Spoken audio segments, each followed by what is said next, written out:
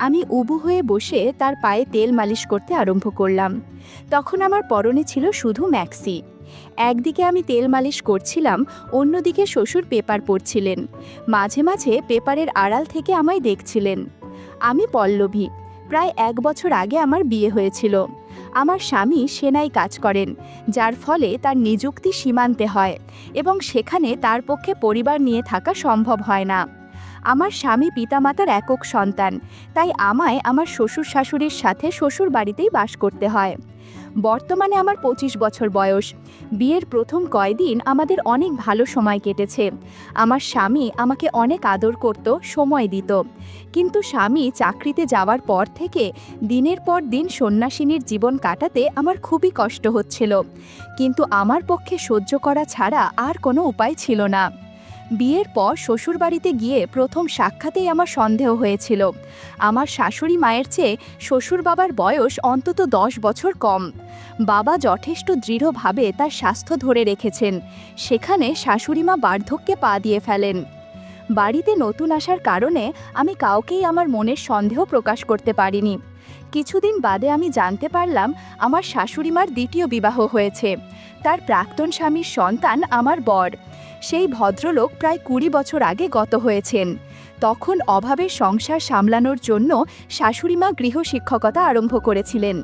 ওই সময় উনি নিজেরই এক ছাত্রের প্রেমে পড়ে তার সাথে বিবাহ বন্ধনে জড়িয়েছিলেন এবং সেই ছাত্রই বর্তমানে আমার শ্বশুর।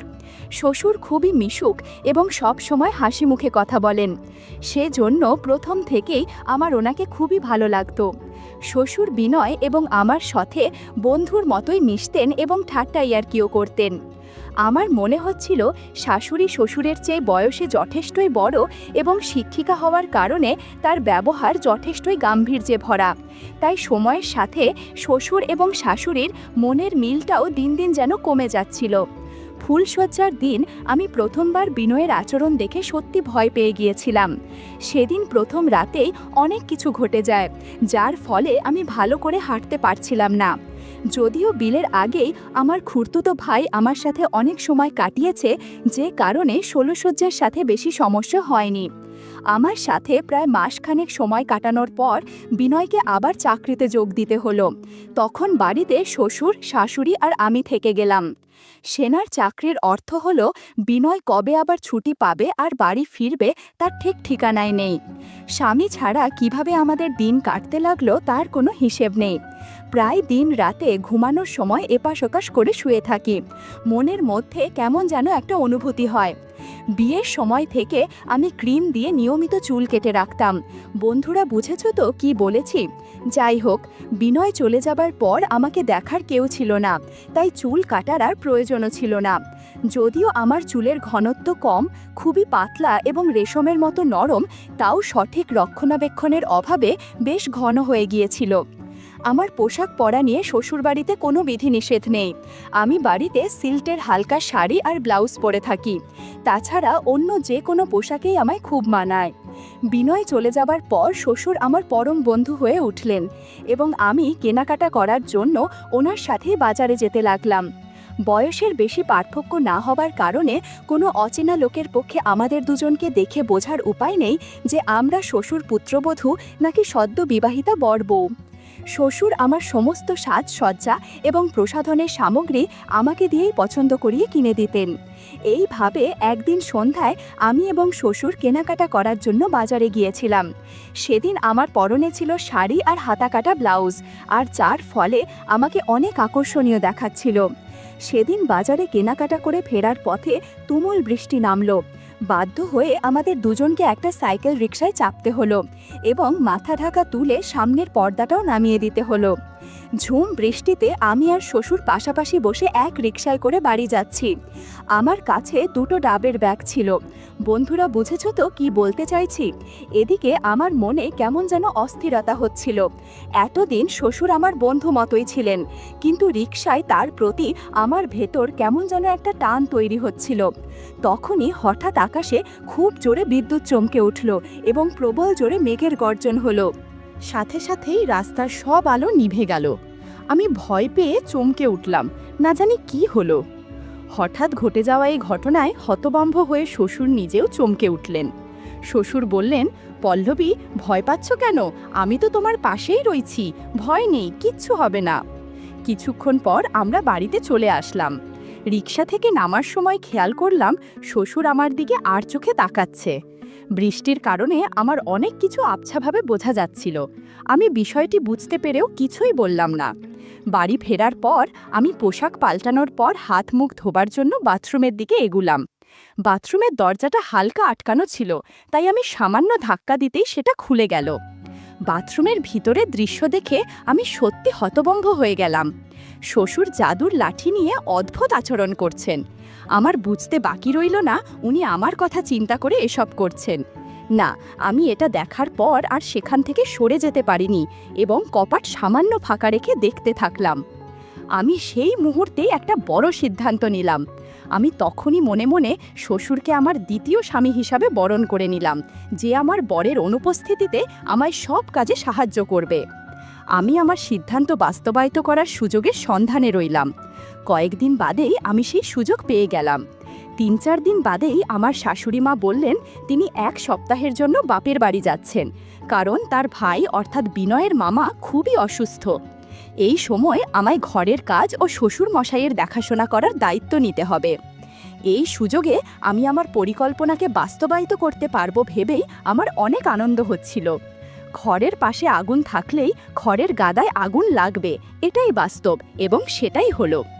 আমি ওই দিন সন্ধ্যায় পার্লারে গিয়ে বাছার চুল এবং আইব্রো সেট করালাম, এবং যাতে আমায় দেখতে আরও বেশি সুন্দরী লাগে। বাড়ি ফিরে আমি ক্রিম দিয়ে চুল তুলে দিলাম, যাতে আমায় আরও আকর্ষণীয় লাগে। পরের দিন রবিবার অর্থাৎ ছুটির দিন ছিল। শ্বশুর কাজে বেরুবেন না। সকালেই শাশুড়ি তার বাপের বাড়ি চলে গেলেন এবং বাড়িতে আমি আর শ্বশুর থেকে গেলাম। কিছুক্ষণ বাদে শ্বশুর স্নানের জন্য প্রস্তুত হলেন। আমি সাহস করে বললাম, শ্বশুর দাও না, আমি আপনাকে তেল মালিশ করে দিচ্ছি। শ্বশুর একটু ইতস্তত করলেন ঠিকই, কিন্তু আমায় না বলতে পারলেন না। আমি উবু হয়ে বসে তার পায়ে তেল মালিশ করতে আরম্ভ করলাম। তখন আমার পরনে ছিল শুধু ম্যাক্সি। একদিকে আমি তেল মালিশ করছিলাম, অন্যদিকে শ্বশুর পেপার পড়ছিলেন। মাঝে মাঝে পেপারের আড়াল থেকে আমায় দেখছিলেন।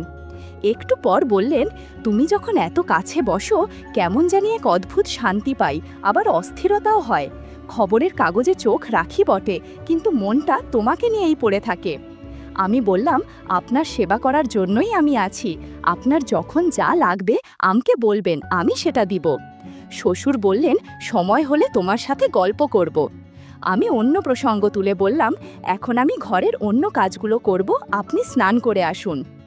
একদিকে শ্বশুর স্নান করতে গেলেন আর আমি ঘরের অন্য কাজগুলো করতে শুরু করলাম। শ্বশুরের স্নান হয়ে যাবার পর আমি স্নানে ঢুকলাম। ওই সময়ে বাথরুমের লাগোয়া ঘরে বসে শ্বশুর আবার কাগজ পড়ছিলেন। আমি স্নানের শেষে শুধু একটা তোয়ালে জড়িয়ে বেরিয়ে এলাম। আমি লক্ষ্য করলাম শ্বশুর কাগজের আড়াল থেকে আর চোখে তাকিয়ে আছে। একটু পর আমি নিজের ঘরে চলে গেলাম আর রেডি হয়ে দুপুরের খাবারের প্রস্তুতি নিলাম। বিকেলবেলায় শ্বশুর আমাকে বললেন, পল্লবী চলো আমরা দুজনে একটা সিনেমা দেখে আসি। আমি সাথে সাথেই রাজি হয়ে গেলাম, কারণ সিনেমা চলাকালীন 2.5 ঘন্টা ধরে সিনেমা হল অন্ধকার থাকে। এই সুযোগে অনেক আনন্দ করা যাবে। আমি জিজ্ঞেস করলাম আমি কি পোশাক পরব। শ্বশুর আমায় লেগিংস আর কুর্তি পরতে অনুরোধ করলেন, কারণটা আমি তখনই ধরে ফেলেছিলাম। আমি শ্বশুরের পছন্দের পোশাক পরে তৈরি হয়ে গেলাম এবং তার সাথে সিনেমা হলের দিকে রওনা দিলাম। সিনেমা হলের ভিতরটা ফাঁকাই ছিল, শুধু আমাদের মতোই কিছু জুটি সিনেমা দেখতে এসেছিল। আমি আর শ্বশুর আশেপাশে ফাঁকা জায়গা দেখে পাশাপাশি বসলাম। শ্বশুর আমার বাম হাত নিজের হাতে নিয়ে বললেন, পল্লবী তোমার হাতের তালু কি নরম, আঙুলগুলো কত সুন্দর, সুন্দরভাবে ট্রিম করে কেটে নাল নেলপালিশ লাগানোর ফলে তোমার নখগুলো ভীষণই সুন্দর লাগছে। জানো পল্লবী, আমাদের বিয়ের আগে থেকেই আমি অনেকবার তোমার শাশুড়ি মায়ের সাথে এই সিনেমা হলে এসেছিলাম এবং পুরো সময় ধরে একটুও সিনেমার দিকে মন ছিল না। সিনেমার পুরো সময়টা জুড়ে অনেক ঘটনা ঘটেছিল আমাদের সাথে। আমি যখন গ্র্যাজুয়েশন করছিলাম তখন তোমার শাশুড়ি মা আমার গৃহশিক্ষিকা ছিল। ওই সময় সে খুবই সুন্দরী ছিল। প্রথম দিনেই আমি ওকে দেখে পাগল হয়ে গিয়েছিলাম। আমি যেদিন ভালো পড়া করতাম তোমার শাশুড়ি মা আমায় আড়ালে অনেক উপহার দিয়েছিল। আমিও সেসব পুরস্কার পাবার লোভে খুব মন দিয়ে পড়াশোনা করতাম। শ্বশুর আরও বললেন, তোমার শাশুড়িমা তখন আমায় আশ্বাস দিয়েছিল আমি প্রতিষ্ঠিত হতে পারলে সে আমায় বিয়ে করবে, যাতে আমি তাকে যখন ইচ্ছে পুরস্কার দিতে পারে, এবং আমি প্রতিষ্ঠিত হতেই সে আমায় বিয়ে করে নিয়েছিল। তারপর টানা 15 বছর ধরে দিনের পর দিন শাশুড়িমা আমাকে অনেক পুরস্কার দিয়েছে, কিন্তু 2 বছর আগে থেকেই ওর মধ্যে পরিবর্তন আসতে শুরু করে। এখন আমি পুরস্কার চাইলে সে দেয় ঠিকই, কিন্তু সে মন থেকে দেয় না। তাই আমাদের মধ্যে ধীরে ধীরে দূরত্ব বাড়তে থাকে। অথচ দেখো, আমার তো সবে 37 বছর বয়স, এবং তুমি নিজেও বুঝতে পেরেছ। তাই আমি প্রায় প্রতিদিন একাকিত্ব অনুভব করি। তুমি আসার পর থেকে মনের কল্পনায় তোমায় বসিয়ে নিয়েছি। শ্বশুরের কথা আমি অনেকটা ইমোশনাল হয়ে পড়লাম। এদিকে সিনেমা হলে অন্ধকার হয়ে এসেছে, শীঘ্রই সিনেমা শুরু হবে। শ্বশুর পপকর্নের প্যাকেট থেকে পপকর্ন খেতে শুরু করলেন। আমি মুচকি হেসে বললাম, শ্বশুর মশাই, আপনার মনে আছে কি আপনি একদিন আমায় দোকানে নিয়ে গিয়ে নিজে পছন্দ করে এই দামি জামার সেটটা কিনে দিয়েছিলেন? তখন কি ভাবতে পেরেছিলে কোনো একদিন আপনার সাথেই এই জামা পরে সিনেমা দেখতে আসব? শ্বশুর মশাই 2টো পপকর্ন হাতে নিয়ে বললেন, না পল্লবী, আজ যেটা বাস্তব সেদিন সেটা স্বপ্নেও কল্পনা করতে পারিনি। শ্বশুর মশাই একদিকে পপকর্ন খাচ্ছেন, অন্যদিকে আমি কোল্ড ড্রিঙ্কসের বোতল ধরে আছি। সিনেমা দেখার মাঝে আমরা অনেক আনন্দ করেছি। ঘণ্টাখানেক পর সিনেমা শেষ হলো। হলের লাইট জ্বালানোর সাথে সাথে লক্ষ্য করলাম অন্যান্য কাপল যারা সিনেমা দেখতে এসেছিল তারা সবাই কম বেশি অগোছালো হয়ে গেছে। সবাই নিজেদের গুছিয়ে সিনেমা হল থেকে বেরিয়ে এলো। আমরাও তার ব্যতিক্রম নই। সিনেমার শেষে আমরা দুজনে ভালো হোটেলে রাত্রি ভোজন করে বাড়ি ফিরে এলাম।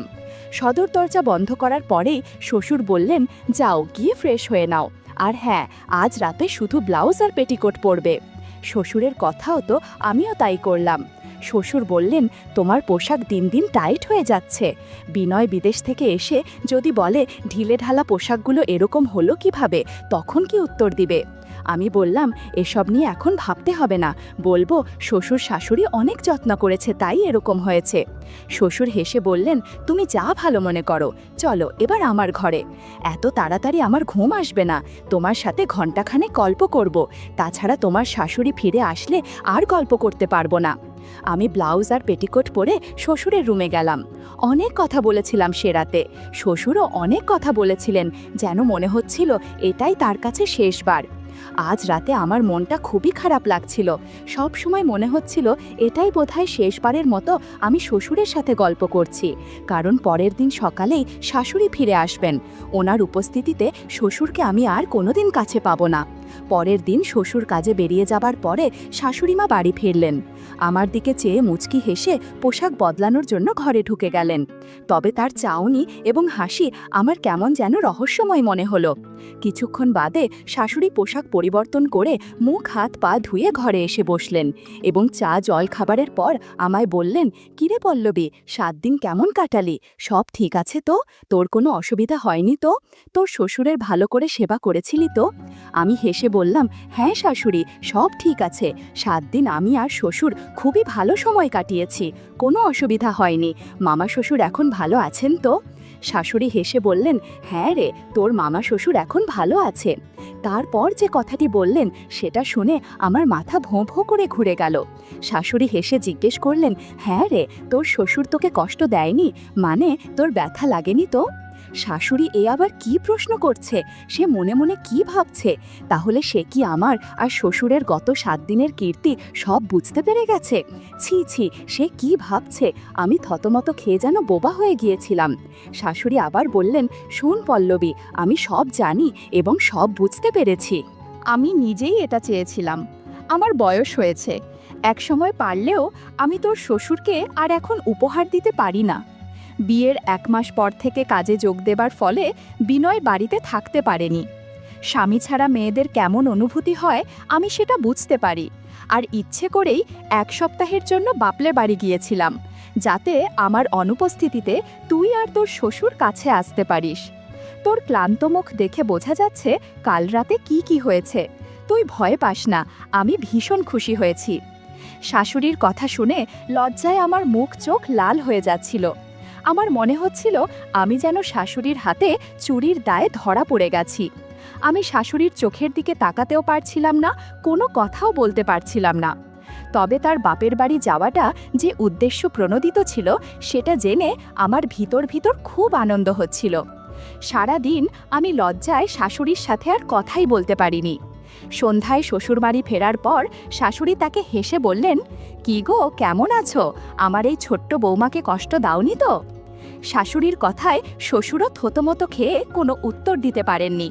রাত্রিভোজনের পর শ্বশুর ও শাশুড়ি নিজেদের ঘরে চলে গেলেন এবং আমি আমার ঘরে ঢুকে পড়লাম। আমার মধ্যে অস্থিরতা হতে শুরু করেছে। আসলে গত 7 দিন ধরে যা পেয়েছি তা হঠাৎ করে বন্ধ হয়ে যাওয়ায় ঘুম হচ্ছিল না। কিছুক্ষণ বাদে আমার ঘরের দরজায় টোকা পড়ল। আমি ঘরের বাহিরে বেরিয়ে দেখলাম শাশুড়ি দাঁড়িয়ে আছেন। উনি আমায় বললেন, "পল্লবী, এখনই আমার ঘরে আয় তো, একটা বিশেষ দরকার আছে।" আমি শাশুড়ির সাথে ওনার ঘরে ঢুকলাম। শাশুড়ি হেসে বললেন, "শোন, একবার দুজকে মিলিয়ে দেবার পর আর তাদের আলাদা রাখা উচিত হবে না। তাই আমি নিজের চোখে তোদের গল্প করা দেখতে চাই।" শাশুড়ির কথা শুনে আমি এবং শ্বশুর কারুরই বুঝতে দেরি হয়নি ওনার এই কথা বলার কী উদ্দেশ্য। আমি বললাম, "শাশুড়ি মা, আপনিও আমাদের সাথে গল্প করুন, দেখবেন অনেক ভালো লাগবে।" সেদিন রাতে আমরা 3 জন অনেক গল্প করেছি, অনেক চেঁচামেচি করেছি। সেদিনের পর থেকে আমি প্রতি রাতেই শ্বশুর আর শাশুড়ির ঘরে যেতাম। মাঝে মধ্যে শাশুড়ি আমার ঘরে আসতেন। কোনো দিন তো 3 জনে রান্নাঘরেও গল্প করেছি। এসব কিছু যেন আমাদের প্রতিদিনের কাজের মতো হয়ে গেছে।